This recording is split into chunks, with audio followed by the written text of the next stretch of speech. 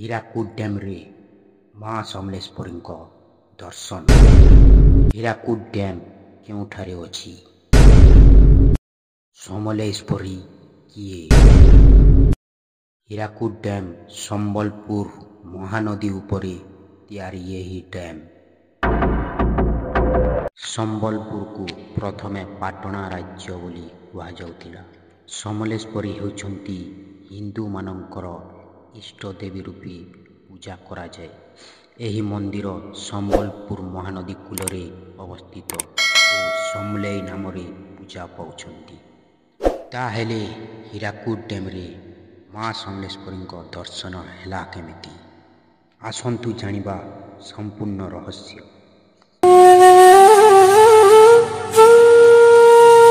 ହୀରାକୁଦ ଡ୍ୟାମ୍ରେ ଅନେକ ଲୋକ ମାଛ ଧରା କାର୍ଯ୍ୟ କରିଥାନ୍ତି ଓ ନିଜର ଜୀବିକା କରିଥାନ୍ତି। ସେ ଲୋକମାନେ ମାଛ ଧରିବା ପୂର୍ବରୁ ସମଲେଇ ମାଙ୍କୁ ପ୍ରାର୍ଥନା କରି ଯାଆନ୍ତି ଡ୍ୟାମ୍ର ଅତାଲ ପାଣି ଭିତରକୁ। କାଳେ କ'ଣ ଆମର ନ ହେଉ ପାଣି ଭିତରେ ବୋଲି ପ୍ରାର୍ଥନା କରି ଯାଆନ୍ତି। କାହିଁକି ନା ଡ୍ୟାମ୍ ଛୋଟ ନୁହେଁ ଓ ବହୁତ ପାଣି ମଧ୍ୟ ରହିଥାଏ।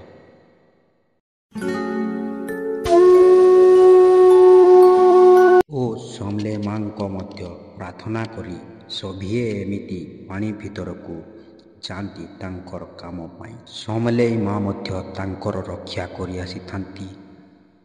ଗୋଟିଏ ଦିନର କଥା, ଦୁଇଟି ଲୋକ ଭୁଲବଶତଃ ମାଛ ଧରିବାକୁ ପାଣି ଭିତରକୁ ଚାଲିଗଲେ ଡଙ୍ଗା ସହିତ। ସମୟ ହୋଇଥାଏ ଦିନ 2ଟା। ସେମାନେ ଯିବା ପୂର୍ବରୁ ମାଙ୍କ ପ୍ରାର୍ଥନା ମଧ୍ୟ କରିନଥିଲେ। ତାଙ୍କ ସହିତ ଘଟିଛି ଏକ ଅଘଟଣ। ଶୁଣନ୍ତୁ କ'ଣ ସେଇଟା।